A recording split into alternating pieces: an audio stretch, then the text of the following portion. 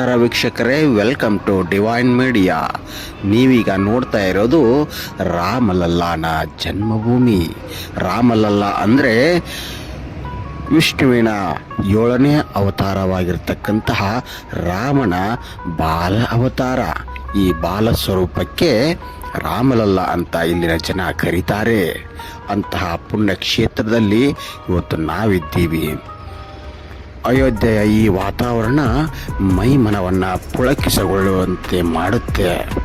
ಯಾಕಂದರೆ ನನ್ನ ರಾಮರ ನಿಮ್ಮ ರಾಮ ಇಲ್ಲಿ ನಡೆದಾಡಿದ ಆಟವಾಡಿದ ಸ್ಥಳ ಇದು. ಹೀಗಾಗಿ ಈ ಕ್ಷೇತ್ರ ಭಾವನಾತ್ಮಕವಾಗಿ ಎಲ್ಲರನ್ನ ಸೆಳೆಯುತ್ತೆ. ಇದಕ್ಕೆ ಸಾಕ್ಷಿಯಾಗಿ ಇಲ್ಲಿ ನೆರೆದಿರತಕ್ಕಂತಹ ಲಕ್ಷಾಂತರ ಜನಗಳ ಮನಸ್ಸಿನಲ್ಲಿ ಹುದುಗಿರುವ ಭಾವನೆ ರಾಮ ರಾಮ ರಾಮ ಅನ್ನುವಂಥದ್ದು. ಆ ರಾಮನ ಕ್ಷೇತ್ರದಲ್ಲಿ ಬಂದ ಪ್ರತಿಯೊಬ್ಬರ ಮನಸ್ಸು ಕೂಡ ಪುಳಕಿತಗೊಳ್ಳುತ್ತೆ, ಭಾವನಾತ್ಮಕವಾಗಿ ಭಕ್ತಿಯಲ್ಲಿ ಮಿಂದೇಳುತ್ತೆ. ಈ ಕ್ಷೇತ್ರದಲ್ಲಿ ನೆರೆದಿರತಕ್ಕಂತಹ ಈ ಲಕ್ಷಾಂತರ ಜನರು ರಾಮಲಲ್ಲಾನಿಗೋಸ್ಕರ ಗಂಟೆಗಟ್ಟಲೆ ಕ್ಯೂವಲ್ಲಿ ನಿಲ್ತಾ ಇದ್ದಾರೆ.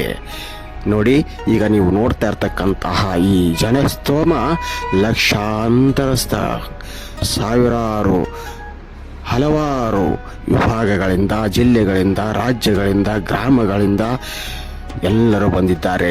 ಇಲ್ಲಿ ಶ್ರೀಮಂತರೆಂಬುವರಿಲ್ಲ, ಬಡವರೆಂಬುವರಿಲ್ಲ, ಎಲ್ಲರೂ ಭಕ್ತಿಯಲ್ಲಿ ಮಿಂದೇಳುವವರೇ.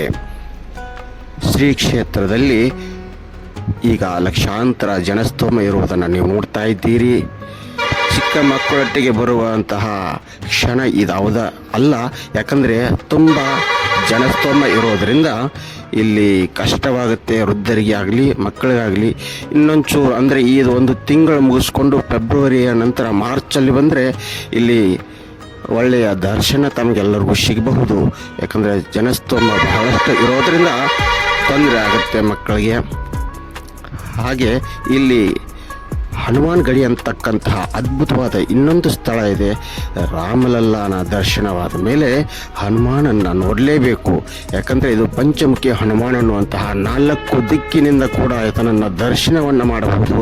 ಅಂತಹ ಅದ್ಭುತವಾದ ಸ್ಥಳದಲ್ಲಿ ಕೂಡ ಲಕ್ಷಾಂತರ ಜನ ಸ್ತೋಮ ಇದ್ದೇ ಇರುತ್ತೆ. ಹೀಗಾಗಿ ಈ ರಾಮಲಲ್ಲಾ ಮತ್ತು ಹನುಮಂತನ ದರ್ಶನವನ್ನು ಪಡೆದು ಎಲ್ಲರೂ ಪುಳಕಿತರಾಗಲೇಬೇಕು ಅನ್ನುವಂತಹದ್ದು ಈ ಎಲ್ಲರ ಭಕ್ತರ ನಂಬಿಕೆ.